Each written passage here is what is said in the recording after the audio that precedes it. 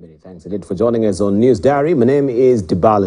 We're here to prime you on the stories that will be making the day today. And of course, a lot of other stories will be also in our subsequent bulletin. Getting to drive the show with me is my colleague, Tobias Chanji, who is joining us right now. Also, we have Dalma Sukali, who will be joining us momentarily to tell us what is happening, especially with the reactions on the ground since we had the pronouncement of lowering of fertilizer prices from 6,000 to 3,500. Also, we'll just get a bit of sports to just get primed on what is happening in the world of sports, and lastly, what is trending this morning with Patrick Vedija.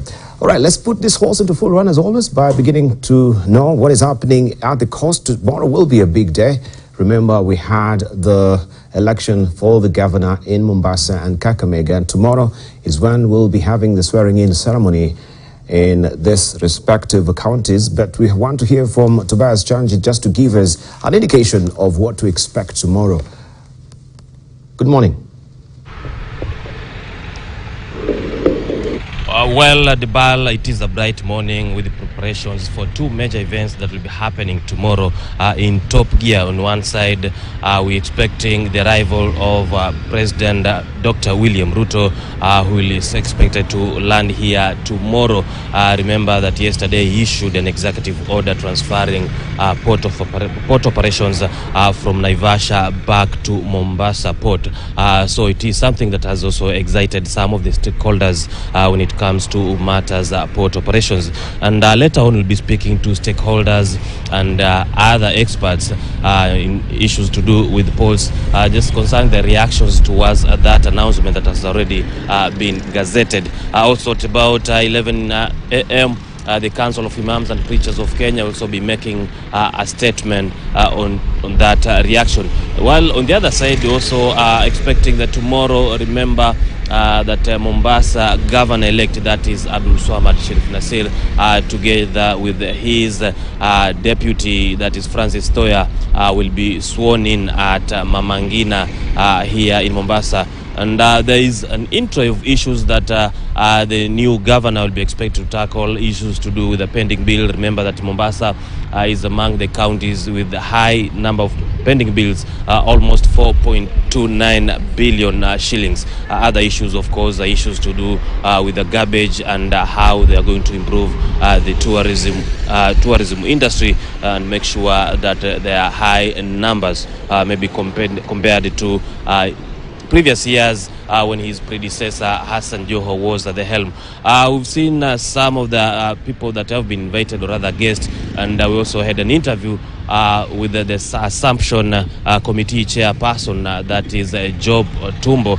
Some of the dignitaries, of course, include the former Prime Minister, that is Raila Odinga, who we also understand that is currently in the US, but we also have Martha Karua, there is the outgoing governor, that is Hassan Joho, among other dignitaries, including members of parliament who have been elected in the just concluded election. Back to you, Debal.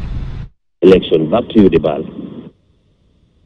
Tobias Chanji there. Looking forward to hearing from you later in the day in our subsequent bulletins. I want now to take you to Nakuru, where Dalma Sukali is standing by. Remember the reaction yesterday? We are following up on the reactions, as you say. Yesterday was a big pronouncement from President William Ruto regarding the fertilizer reduction of prices there, and we want to see what the farmers are saying actually on the ground as far as this fertilizer prices is concerned. Dalmas is joining us right now. Good morning, Dalmas.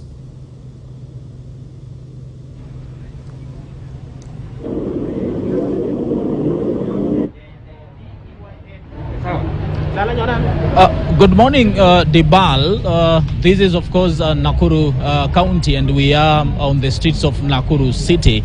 And this is just a day after Kenya, of course, had an opportunity to get its fifth president, of course, Dr. William Samoei Ruto, who was sworn in yesterday in an event that was attended by various leaders. And even before the president's swearing-in ceremony yesterday, we talked to several residents within Nakuru Nakuru County who shared the expectations from Ruto presidency. And I will say the president didn't disappoint in his speech. Of course, he mentioned two key issues that are touching on Nakuru County. Talk about getting back the operations of the port, of course, from Naivasha to Mombasa, and of course the reduction in prices of fertilizer. Of course, Nakuru County being an agricultural county, I will say several reactions. Of course, farmers in Nakuru County are having different views, most of which, of course, are in the positive. Of course, being happy that the president mentioned something that is touching on agriculture. But allow me first to begin with the issue of clearing of all goods and other operations to Mombasa Port, of course, being retransferred, I will say, from Naivasha back to Mombasa. And of course, that's the story we'll be following up this morning to talk to business operators around Naivasha. We'll also be talking, of course, I've already mentioned traders. We'll be talking to residents of Naivasha town, that is in Nakuru County. We'll also, of course, be talking to employees and potential employees who are looking forward to get an opportunity to work at the dry port in Naivasha. But of course, something the president also mentioned yesterday was the issue to do with the industrial park, that the industrial park will be retained at Naivasha and of course Dogokundu, which is some good news. So I will say it is a win-win situation for Naivasha residents and of course Mombasa residents in as much as the issue of course entails. But of course we'll be talking to residents here about that, and of course if that will still be possible, we'll be talking to leaders from Nakuru County about that announcement from the president, of course, in his maiden speech after being sworn in yesterday. And of course I've mentioned the issue of a provision of 1.4 million bags of fertilizer at a cost of 3,500 shillings, of course down from 6,500 shillings, a reduction of 3,000 shillings, of course per each bag of 50 kilograms of fertilizer. It is a reprieve to farmers here. Nakuru County, as I've said, is an agricultural county. Farmers here grow, amongst other crops, of course, maize, they grow wheat, some tea, I will say, and of course other horticultural crops here in Nakuru County. So we'll be talking to farmers. From here we actually are going all the way to Njoro, that is in Njoro sub-county, that is Nakuru County, to talk to Njoro residents and of course farmers to understand how they feel about this. But of course yesterday evening after the speech we were talking to some of them who are saying the reduction is not yet up to the level of the subsidy. The subsidy, it's important to remember, that was initiated by President Uhuru Kenyatta towards the end of his term, was at 2,500 shillings per bag. So they are actually hoping that that reduction can even go down further. And of course, other issues, the high cost of living, people believe that, of course, if as the president yesterday said, if the cost of production in the farms and other chains of production is actually reduced, then the expectation is that the cost of living will go down. So we'll be talking to residents here in Nakuru County, to farmers here in Nakuru County, to understand how they feel after that announcement from President William Ruto, and of course announcing several of other measures that he says will help in reducing the cost of living that has actually gone a record high in the last 5 or so years. Debal. Dalmasekali there from Nakuru. We look forward to getting those reactions you're talking about much later in the course of the day. Everyone is optimistic, especially the farmers right now, with that critical input for, of course, their farms, that is a fertilizer. But if we may just also take this conversation a drill deeper and discuss the arena of sports. It's a big, of course, constituency of the economy where many youths can be employed, and sports stakeholders have been requesting President William Ruto to actually choose a cabinet secretary who is well versed with sports matches. And I want to draw in a person who actually, this is right up his alley, and this is Jeff Mogiro to tell us more on what to expect. What yesterday he was keeping out his ears to hear what the president will say regarding the sports sector. What are you learning? Good morning, Jeff. Oh, it's been a long wait, and Kenyans, the lovers of sport, continue to wait because the president yesterday didn't speak about sport whatsoever, and all his appointments were all about political and anything else that it goes around there. But we talk about sports. We're waiting to see who the president is going to appoint.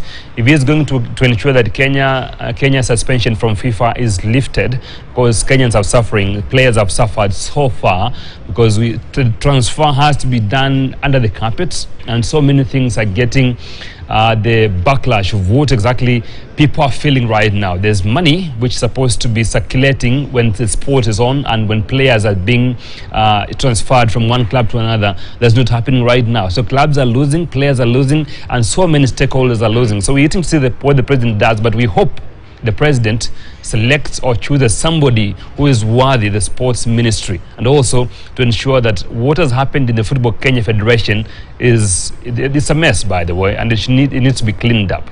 Now let's shift our focus to the regional games. Regional secondary school games are beginning in Arusha, Tanzania today, where Kenyans are usually expected to do better when we talk about football and basketball, and also volleyball. From Kenya we have the Bwali, who are the national champions in football, and also there's the great mixed for girls and Wieta girls, and also Kwandanze girls are going to represent the country in volleyball. But also Buruburu girls are doing well.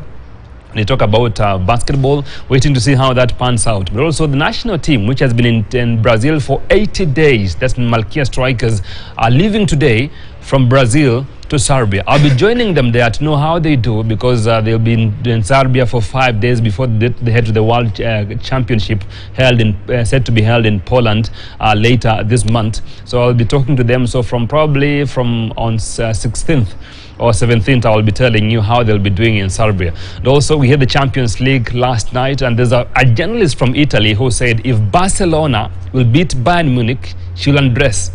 And it did happen. We're waiting to see what happens in the second leg.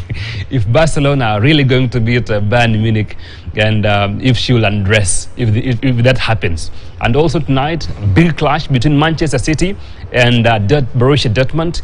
We'll be seeing how that pans out, as well as Chelsea against Salzburg. Ibal. Flashing white, I don't know why. So I don't want to ask you any questions, Jeff Mugira, but we look forward to that match happening today. Thank you so very much. But let's see what is happening on social media. And Patrick Vidija is standing at the ready right now to take us through there.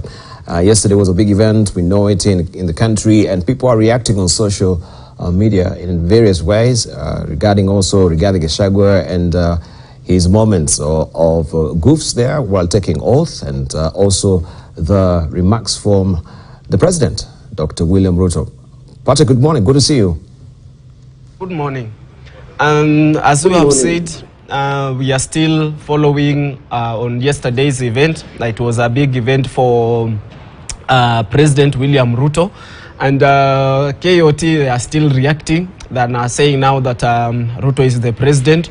He should now move from that politicking season now and get down, settle to serve Kenyans, especially the directives that he made yesterday, like lowering the food prices and lowering the cost of fuel. So Kenyans are just saying that this should not be just executive orders. They should reflect, they should trickle down to the ordinary Kenyans, because they are the ones suffering with the current high cost of living. So they are saying, yes, they are happy that Ruto is now the president, and no matter the political divide, they are saying that people should support him in whatever way so that he can deliver on his agenda, as we await to see how his administration will carry out their functions in the day. Yeah.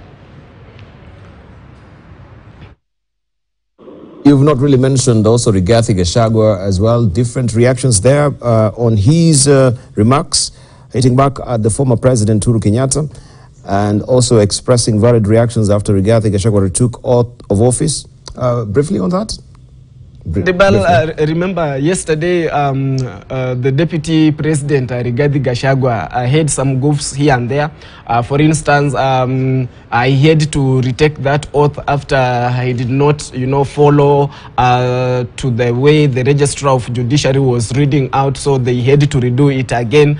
And then moments later when he was given the microphone to speak, people expected that I will use that opportunity just to say of you know, thank Kenyans and say how him and Ruto had been now elevated to the presidency. But instead he took and he hit back to the retired president in the presence of, you know, those invited guests. So KOT are saying it was too much stretched for him. He would have just let Uhuru be, because Uhuru had just handed over the power and now they are the ones who are in authority. So he will just let it go, and then maybe later when guests have left in the subsequent days, he will now start hitting back. But you know, him just hitting directly and addressing down a former president while he seated there, people felt that it was unnecessary for him to go to that extent. Meanwhile, yeah, people are saying that we should learn to live with him, because he could be that friend who just speaks his mind